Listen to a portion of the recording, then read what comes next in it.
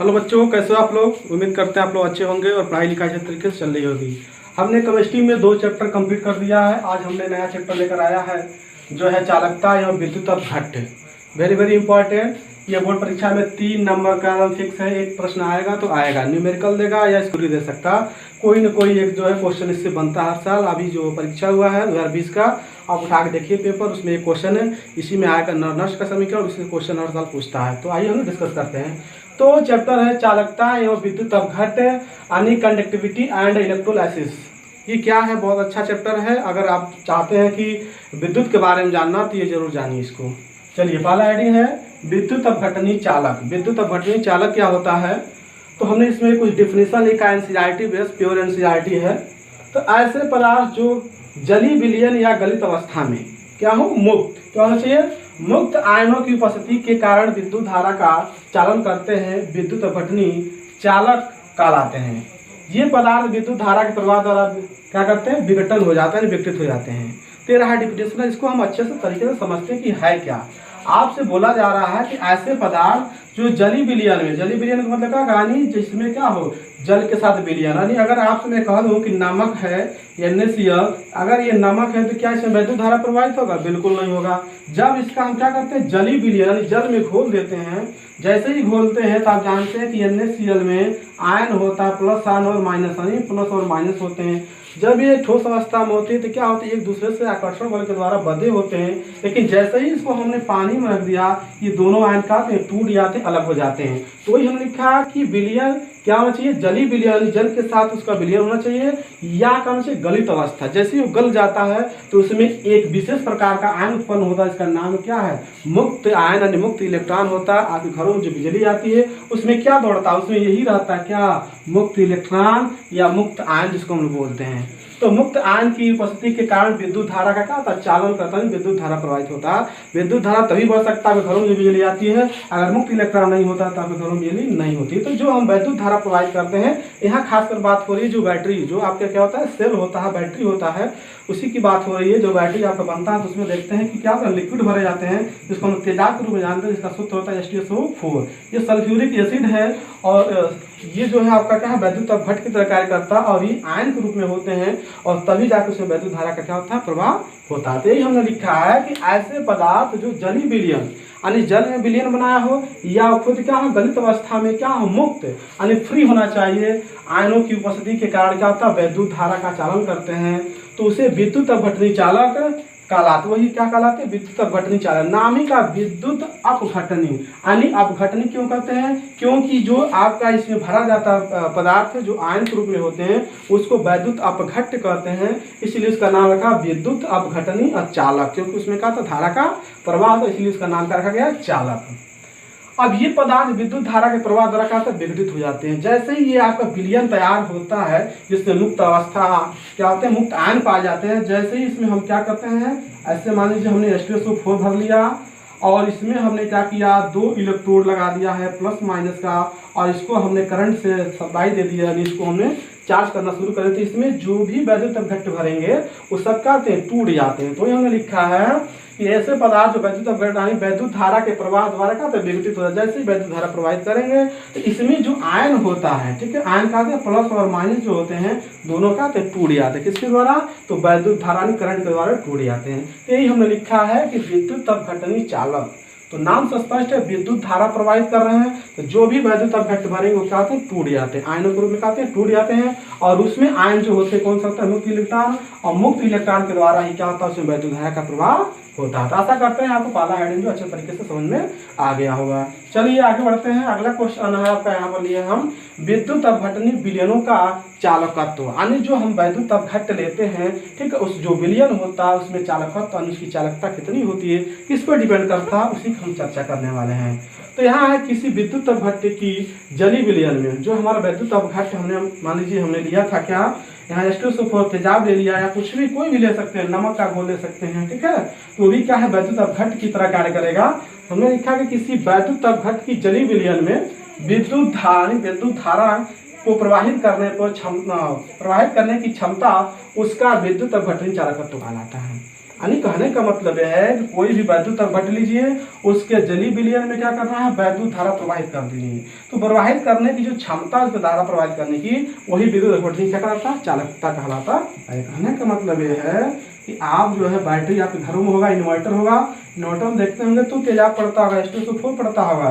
तो जो H2SO4 है और उसमें प्लेट लगी होंगी, और जब इसको हम करंट देते हैं, जब इसको सप्लाई देते हैं, चार्ज करते हैं इन्वर्टर को, तो वही कह रहा है कि प्रवाहित धारा की क्षमता को ही क्या कहलाता है, विद्युत अपघटन चालकता कहलाता है। यानी जितना हम कैपेसिटी, जितना धारा दे रहे हैं उसको, उसी को क्या कहेंगे, विद्युत अपघटनी कहते हैं, यानी उसकी चालकता कहते हैं। तो वही हमने लिखा विद्युत अपघटनी विलयनों का चालकत्व। चालकत्व क्या होगा, किसी विद्युत अपघट की जली विलयन में, किसी वैद्युत अपघट के क्या है, जली विलयन में विद्युत धारा यानी विद्युत, ठीक है, धारों को प्रवाहित करने की क्षमता उसकी विद्युत अपघटनी चालकता कहलाती है। आगे समझते हैं आगे क्या है, और इसे किससे प्रदर्शित करते हैं, तो इसको प्रदर्शित करने के लिए C0 क्या बोलते हैं, इसको C0 से प्रदर्शित करते हैं, व्यक्त करते हैं। और यह चालक के प्रतिरोध के व्युत्क्रमानुपाती होता है। ये जो होता है आपका C0 वो डायरेक्टली प्रोपोर्शनल, इनवर्सली प्रोपोर्शनल 1 होता है R। यानी हमने लिखा यह चालक के प्रतिरोध के क्या होता है, व्युत्क्रमानुपाती यानी उल्टा होता है। इसका मतलब अगर किसी का प्रतिरोध बहुत अधिक है तो फिर उसका क्या होगा, उसमें जो चालकत्व होगी क्या होगी, कम होगी। अगर प्रतिरोध कम है उस कंडीशन में चालकत्व क्या होगा, अधिक होगा। तो इसका मतलब यही हमने लिखा C0 इनवर्सली प्रोपोर्शनल 1/R। अर्थात धात्विक चालकों के लिए, जैसे धातु में, जैसे हमारा क्या है, जो आपका वायरिंग किया गया है वो क्या एक धातु होगा, वो वायर होगा, कापर हो सकता है, आपका कापर का होता है, एल्यूमिनियम का होता है, टीन का भी होता है, तो वायरिंग होती है, लोहे का भी मिक्सर होता है। तो ये बोला कि अर्थात धात्विक चालकों के समान, ठीक है, ओम का नियम आप पढ़े होंगे अच्छे तरीके से, सबसे बताया गया होगा, फिजिक्स में भी है, केमिस्ट्री में भी है फिर आपका ओम का नियम। तो यहाँ बताया जा रहा है कि अर्थात धात्विक चालकों के समान ओम का नियम विद्युत अपघटन चालकों के लिए भी सत्य है। यानी जिस प्रकार आप किसी चालक के लिए, किसी कंडक्टर के लिए क्या करते हैं, ओम का नियम फॉलो करते हैं, सेम वही कंडीशन लगाना जिसमें जो हमारा क्या है, विलयन बना गया, वैद्युत अपघट लगा, उसमें क्या करना है, वही फॉलो करना है। तो वही हम बता रहे हैं कि यहाँ लिखे अर्थात धात्विक चालकों के समान ओम का नियम विद्युत अपघटनी चालकों के लिए भी क्या है, सत्य है। यानी उसके लिए भी वही नियम रहेगा। तो ओम के नियम के अनुसार हम लोग क्या पढ़े हैं, तो हम जानते हैं कि जो भी डायरेक्टली प्रोपोर्शनल होता है आई, जैसे ही इसको हटाते हैं तो कांस्टेंट आता है जिसका नाम है आर, इसी आर का नाम होता है प्रतिरोध। अब यहाँ से अगर आर निकालना हो तो आई से डिवाइड करेंगे तो आर इक्वल टू हो जाएगा V/, क्या, आई। ये आपका फार्मूला निकल गया। अभी चूंकि हम जानते हैं कि जो हमारा क्या है, जो आपका C था, यहाँ देखिए जो C आया, C क्या आ गया, I/V आ गया। कैसे I/V आ गया, क्योंकि हम जानते हैं जो C है वो किसका डायरेक्ट प्रोपोर्शनल है, इनवर्सली 1/R। अब यहाँ पर अपान R की जगह क्या लिख सकते हैं, V/I, और I को ऊपर भेजेंगे तो I/, क्या आ जाएगा, V।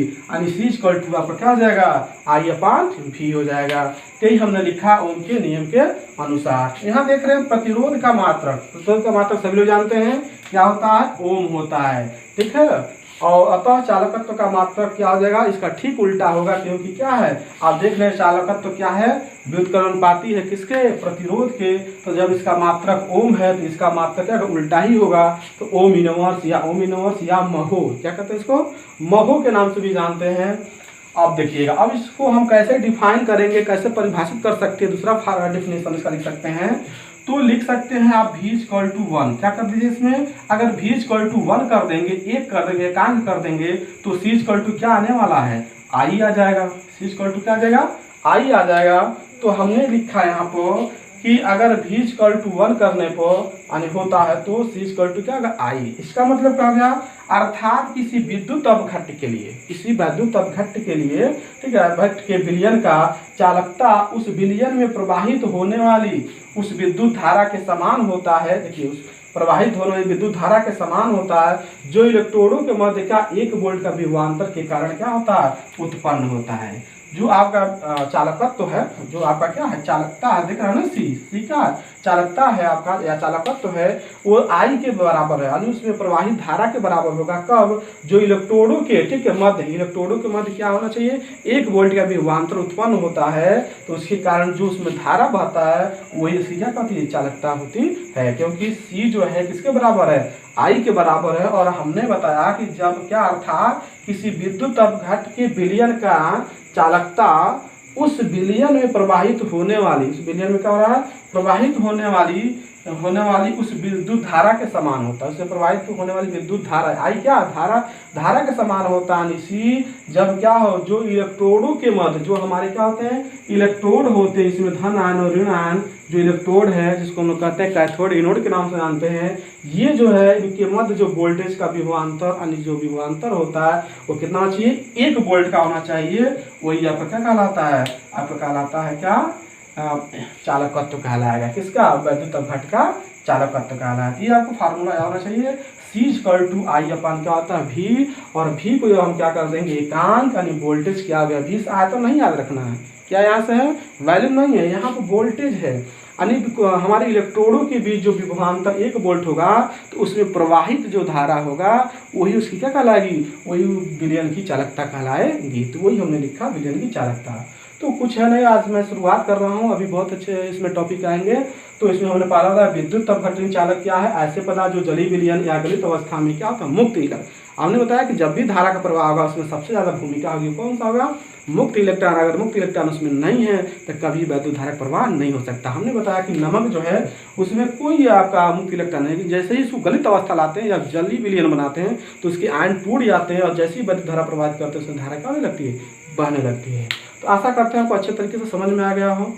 तो अगर आपको वीडियो पसंद आया तो लाइक करें, शेयर करें, और चैनल को पहली बार है तो चैनल को जरूर सब्सक्राइब कर लें, ताकि आपको जो है हर वीडियो जो समय तक पहुंच सके। अगर आपको किसी अन्य विषय पर चाहिए मतलब वीडियो, जैसे कहने मतलब फिजिक्स चाहिए, मैथ्स चाहिए, इंग्लिश चाहिए, तो कमेंट बॉक्स में लिख दीजिएगा, मैं आपका उसका वीडियो भेज दूंगा। आज के लिए बस इतना ही, धन्यवाद।